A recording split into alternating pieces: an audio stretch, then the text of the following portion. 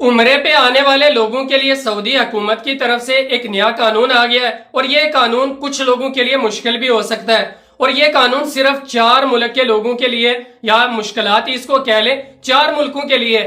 یہ کیا چیز ہے، یہ کیوں آیا، اس کا فائدہ کیا ہے، نقصان کیا ہے، اس کے اوپر بات کرتے ہیں۔ اب یہ 4 ملک جو ہیں جن کے لیے یہ قانون بنایا گیا، وہ 4 ملک کون سے ہیں؟ اس میں انڈیا ہے، پاکستان ہے، بنگلہ دیش ہے اور مصر ہے۔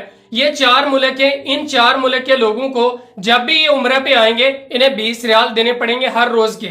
اگر یہ 21 روز یہاں سعودی عرب کے اندر آتے ہیں، نہیں 21 روز کا ان کا عمرے کا ویزا ہوتا ہے، تو یہ 420 ریال بنتے ہیں۔ یہ ان کو لازمی دینے پڑیں گے، ضروری دینے۔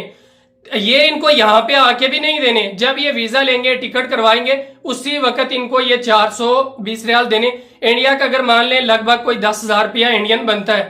اب یہ کچھ لوگوں کے لیے مشکل بھی ہے۔ بہت سارے لوگ ایسے ہوتے تھے جن کے یہاں پہ دوست یار رشتہ دار ہوتے ہیں، تو وہ چلے آتے تھے یہاں پہ عمرہ کے لیے، تو کھانا پینا ان کے دوست یار رشتہ دار جہاں ہوتے تھے ان کی طرف سے ہو جاتا تھا۔ یہ اس لیے تھوڑی بہت مشکل ہو سکتی ہے۔ لیکن اس کے بعد بہت سارے ایسے لوگ ہیں جو یہاں پہ آتے ہیں لیکن آ کے کھانے پینے کے لیے پریشان بھی ہوتے ہیں۔ ان کو کھانا نہیں ملتا، کہیں ہوٹل نہیں ملتا، کہیں پہ ان کو کیا ہو جاتا ہے کہ کوئی زیادہ پیسے مانگ لیتا ہے، کبھی کچھ ہو جاتا ہے۔ یہ ان لوگوں کے لیے فائدہ بھی ہے۔ اب یہ 20 ریال آپ کو روزانہ کے دینے ہیں، لیکن یہ آپ کو پہلے ہی جمع کرا دینے۔ اس کا آپ کو ایک کوڈ مل جائے گا جسے فوڈ واؤچر کہا جاتا ہے، یہ آپ کو مل جائے گا۔ آپ یہاں پہ آئیں گے مکہ اور مدینہ میں، تو یہاں پہ 10,000 ہوٹل، مکہ اور مدینہ کو ملا کے 10,000 ایسے ہوٹل ہیں جن کے اوپر نسک اپلیکیشن جو ہے یہ انسٹال ہو جائے گی، اور آپ آئیں گے، آپ ہوٹل پہ جائیں گے، اپنا وہ QR کوڈ ہوگا یا واؤچر ہوگا، وہ جا کے آپ کو ہوٹل پہ دکھانا ہے۔ جو بھی سعودی حکومت کے اندر وہ رجسٹر ہوٹل ہوں گے ان کے اندر یہ انسٹال ہو جائے گا۔